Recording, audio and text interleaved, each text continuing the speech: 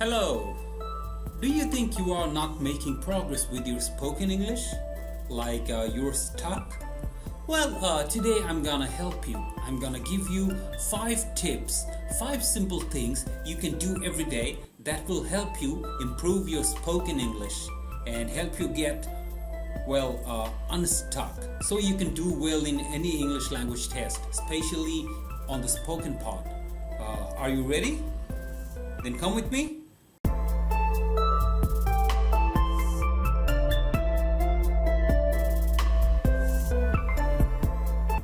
Hello again. So my name is Chanchal and I run this YouTube channel to help all the people out there who are badly in need of tips and tricks on how to improve their English speaking skills.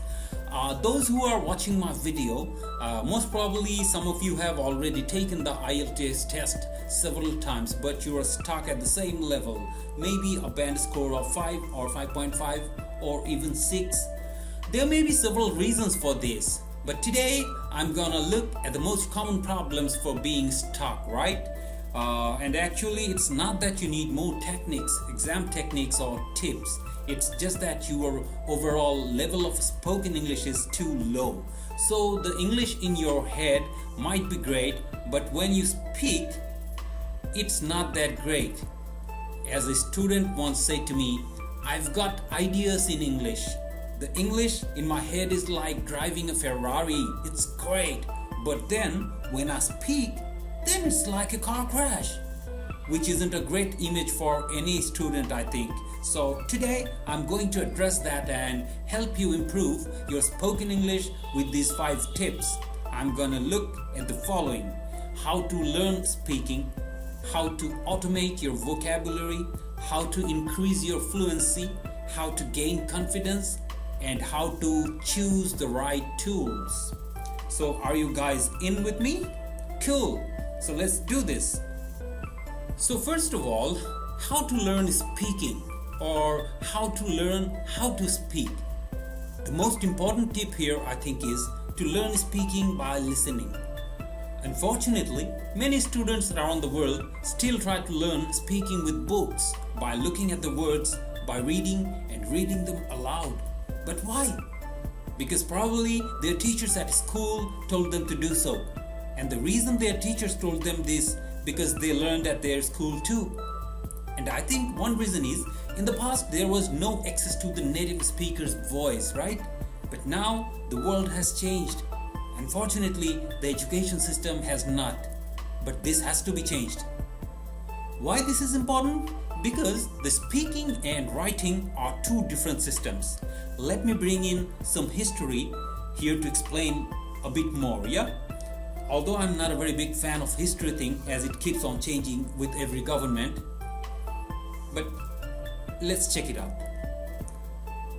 We have been speaking for over 10,000 years, whereas we have been writing for only about 4 to 5,000 years, right?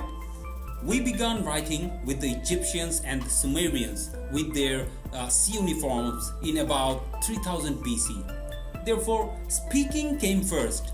Writing is a way of capturing what we say, and grammar is a way to capture what we speak.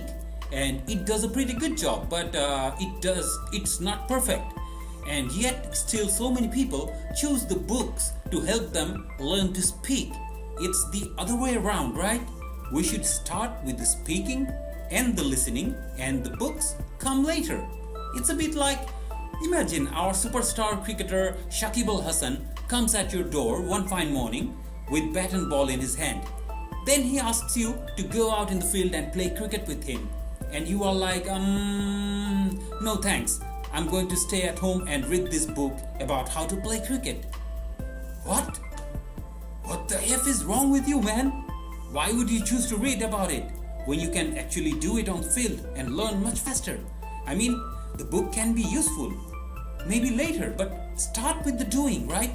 Start with the speaking, the listening, and the writing comes later. Learning by listening, if I haven't convinced you yet, let me finish with convincing you. Learning by listening has the following benefits. You learn natural English. You know it's spoken language, not written. You learn pronunciation. You get the context, so you know when and how to use the language. It's not a brain, it's a no-brainer. You must begin by listening. As I said earlier, the world is changing. We are now surrounded by native speaker texts or proficient speakers audio texts, videos, Netflix, YouTube, and so many more. You can get in any of those mostly for free. There are audios all over the world at the click of a button. So start using it. Learn your speaking by listening. Okay, number 2. How to automate your vocabulary. I love that word, automate. Great word. Hey man, what is automate? Oh, that's a good question, and I'm glad that you asked. To automate means to make something automatic, so you can do it without thinking. Do you know the phrase autopilot, or to do something on autopilot? Sometimes I'm driving on autopilot. It just means I'm driving without thinking at the same time. So you can actually do the same with your vocabulary. Automate your vocabulary. How do you do it? Very simple tip. Tried and tested method. Repeat and juggle, right? Repeat and juggle. What do I mean by that? Well, first of all, you find something to listen to, right? Remember what I said in tip number 1? Learn speaking through listening. You listen to something and you repeat a word or a phrase, maybe a collocation, right? So you're listening to something, for example, an audio tape, and it says, I love Paris, and you go and hit the stop button. Then you say, I love Paris, and you repeat, right? That's the repeat. Easy peasy. The juggle is that you then change a word. Then you juggle. Hey there, what is juggle? Good question. Let me show you juggle, right? Probably you have seen in circuses and game shows where magicians and clowns play with an increasing number of balls or bottles, etc. Let's see a small clip for your better understanding.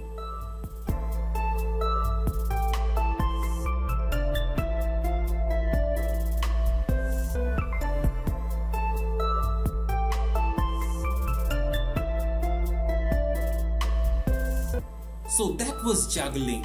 But why the F would we use juggling to learn English? Again, easy peasy. Because you take a word and you change it. Right, so in our example, I love Paris. I changed the word Paris. I love Hanoi. I love Dhaka. I love Manchester, right? Easy. Now you can juggle by changing the word, or you can change the tense. For example, I love Paris. I loved Paris. I will love Paris. I used to love Paris. I'm sure I would love Paris. Okay, if I could go there, right? So you are juggling the tense. Very, very simple. Listen, repeat, and then juggle. And that formula starts to get you automatically using and hardwiring the vocabulary, making it active and more automated. Now, actually, as I said, education has changed. We are now surrounded by audio and video. There's a lot of it, and there's lots of really good tools you can use. Some of them are available on payment only, and some of them are absolutely free. Well, I'm not gonna name any of them because I'm not getting paid for that, but you can search the internet and find them yourself, right? Right, number 3. How to increase your fluency when speaking. So the tip here is focus on chunks. So what are chunks? You ask? Chunks or pieces of languages are typically 2 words together, or maybe 3 or 4 words that go together normally. So your chunk may be, for example, collocations like heavy rain, right? We never say big rain. We always say heavy rain. These words go together, like friends, they stick together. Chunks could be idiomatic expressions like kick the bucket, right? Meaning to die. He kicked the bucket, or kick the bucket. It could be a filler, like on top of that. When we say on top of that, you don't want to be thinking, is it in top, on top of this, or on top of that? You don't want to be thinking. You want a ready-made chunk on top of that. So you learn the chunk without thinking about all the words, and this, as you can imagine, speeds up your fluency. I mean, take collocations. Let's take the word shopping, for example, right? When you learn the word shopping, you should also learn some common collocations. For example, weekly shopping, online shopping, late night shopping, a shopping spree, or shopping hours. So these are chunks of language that if you learn them, you can use them much more flexibly. You don't have to think, right? Somebody says, what did you do this weekend? You don't say like, I did my shopping, for Monday to Saturday, the shopping for the week. Oh, you mean your weekly shopping? Yeah, I did my weekly shopping. That sounds just dumb, right? If you learn the collocation, it just helps you become much more fluent. It's very simple when you think about it, right? When you learn words, one word you have to think about putting them together. When you learn chunks, you don't have to think about putting words together. You just think about putting the chunks together. Imagine this, right? Imagine a builder who builds house. He's using bricks and he puts the bricks one by one. He puts the bricks on top of each other. That's quite slow and takes time to build a house. But now imagine somebody has a new invention and gives him 4 or 5 bricks in a layer glued together, and all he has to do is put the layers of bricks on top of each other. It's much faster, and what's more, the house is gonna be better because it will be more accurately aligned. It's more accurate, and it's the same with language, right? Using these layers or chunks, you will be more accurate and faster. You become more fluent. So when you are learning vocabulary, think and learn and use chunks. Let's move on. Okay, now tip number 4, right? How to gain confidence. While here my tip for you is to push your comfort zone. Your comfort zone is the area of doing things where you feel comfortable. So maybe you learn English by watching a film, you are comfortable. You read a book, you are comfortable. But then somebody says, well, listen, why don't you record your voice? Then suddenly you say, oh, no, I'm not very comfortable with that. Why don't you get a speaking partner on Facebook? No, I'm not comfortable with that either. Why don't you go join the classes down the road? Nah, I'm not comfortable with that. And so, there's almost a fear, if you like, of breaking your comfort zone. But when you use English in the world, you are going to have to interact with other people, speak to strangers, be nervous, make mistakes, have other people sometimes laugh at your mistakes. It's going to happen. So get used to it, and believe it or not, when you do the IELTS speaking test, you do it with a real person. Yes, the examiners are real people, and you will have to get used to being nervous, get used to making mistakes in front of them, get used to those feelings of being uncomfortable. How do you get used to it? Push your comfort zone. Do these things like that make you uncomfortable, right? And I think one of the best things you can do really is practice with other people. Yes, you can practice speaking on your own. That's absolutely great. But to take your confidence up to the next level, you should practice with other people. You know, I'm a big fan of platforms like italki and Cambly or Facebook for finding speaking partners. But by doing that, you're gonna be practicing with other people. Yes, you will feel uncomfortable, but the great news is you will get used to feeling uncomfortable. You will get used to feeling nervous. You will get used to making mistakes in front of other people. And then, by pushing your comfort zone, you will be in a much stronger position and have more confidence to face the IELTS examiner on the test date. So go out and push your comfort zone.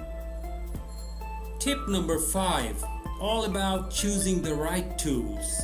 My suggestion here, tip number 5 is immerse yourself in natural spoken English. It's all well and good having a course book having a teacher and practicing with English, which is for students. But it's really important you don't forget the real world and that you also engage and immerse yourself in natural spoken English, which is not for students, which is used by not normal people, by native speakers or proficient level speakers of English. Why is this important? Well, because teachers are great, right? But teachers and course books normally limit the language they expose you to. They speak slowly, they correct you, they are polite, they encourage you. It's kind of an artificial bubble where you can build up your confidence, and that's great. But also the real world is a bit different, right? People are not so polite. They may not correct you. They speak quickly. They expect you to understand. There is no mercy in the IELTS speaking tests. You must answer straight away. So there's pressure, right? So I think having a course, have the teacher, have the book, that's great. But also make sure you are immersing yourself in spoken English. And this connects with a lot of things I said earlier, right? About listening, learning, speaking by listening, about using different tools. So nowadays there is so much opportunity, and I'm sure you know through videos and podcasts that you can find on the internet, on your television, or through your radio, if you still have a radio. You can call me old-fashioned if you will, but there's a lot of opportunity to be listening and watching. I think it's great to be looking at the news broadcasts, current affairs shows, chat shows, interviews with people. Great. Natural English. TED Talks can be great. Obviously films are great. I mean, bear in mind, films are scripted, so they are semi-natural, but still a great source to immerse yourself in English.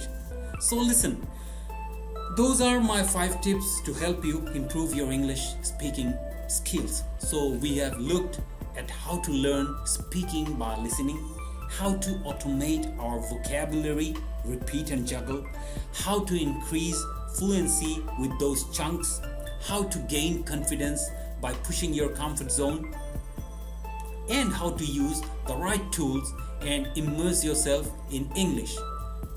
Great. Remember, these are tips, but it needs day-to-day practice. Be patient, but be persistent. Keep practicing day after day. That's what it's really all about, because we are talking about increasing your overall level of English. It takes time, but it's fun, it's great, and I hope with these tips it will help you maybe move from being a struggling IELTS student to being a successful IELTS speaker. Now, that would be nice, wouldn't it? Great. So that's it for today. If you guys have enjoyed this video, please make sure you subscribe to this channel and also hit the bell button for notifications. This is your friend Chanchal signing out. I hope to see you soon with another video. Till then, take good care of yourself and your family. Allah Hafiz.